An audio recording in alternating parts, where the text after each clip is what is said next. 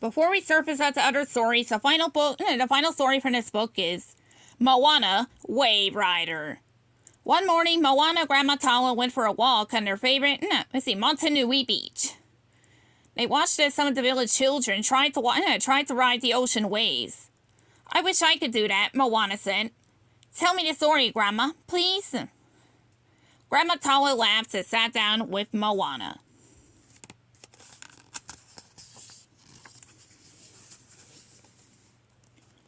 When I was young, I was a lot like you.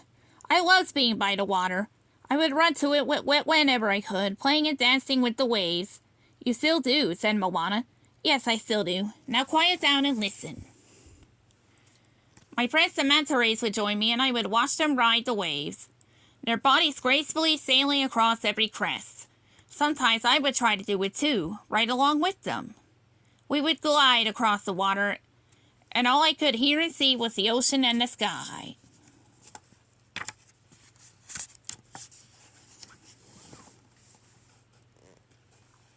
One day, while I was out playing with the rays, a big wave tossed me onto the sand like a sea cucumber. It was only when I heard laughter that I realized I was not alone. All my friends were there watching me. But the only one who didn't laugh was also Lele. The wood carver. I didn't want to be laughed at, but oh, how I wanted to ride those waves. So whenever I could, I sneak out to the water and try again and again. Then I wipe out and get right back to it. Then one evening, something happened that changed everything. A bird appeared in the distance. It looked like it was standing on the water. As it came closer, I could see it was on a piece of driftwood.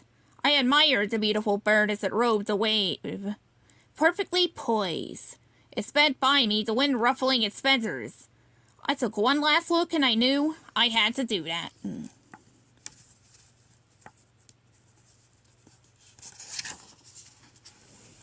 The next morning I started searching for something to ride on. I tried everything I could find. Bark, banana leaves, paddles, and empty turtle shells. But most of the time it would just fall right off.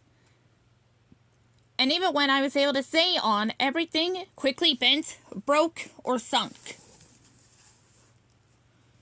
But I kept on, for days. No one could make me lose focus or stop me from trying. I was determined to feel like that bird. Then one night, as I watched the azulele carving by the fire, I had an idea. I could make a board. I drew a design in the sand, and azulele agreed to help me. He patiently showed me how to carve, sand, and polish the wood.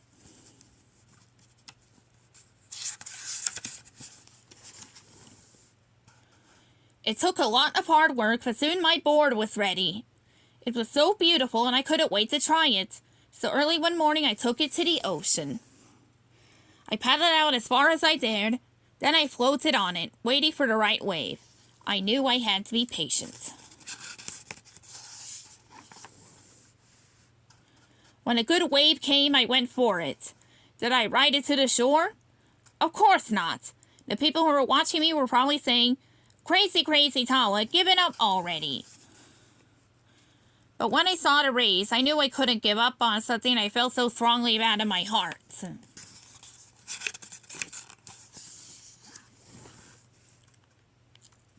When the next good wave approached, I was ready. Slowly I stood up, poised and balanced, and the wave carried me across the water with the wind in my feathers, just like that bird. "You don't have feathers, Grandma," Moana said, giggling.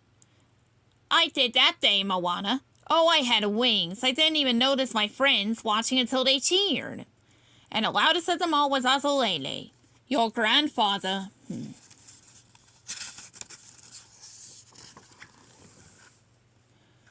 Moana clapped her hands. "I love that story." Grandma Tala smiled. "I do too." She handed Moana the board. We see that she and Azulele had carved all those years before. "Are you ready to give it a try?" Moana's eyes widened as she grabbed the board. "Yes!" Grandma Tala followed Moana as she ran toward the water. Moana paddled into the ocean next to her grandmother. When Grandma Tala saw the look on her granddaughter's face, She knew Moana would continue to try again and again, no matter how many times that she wiped out.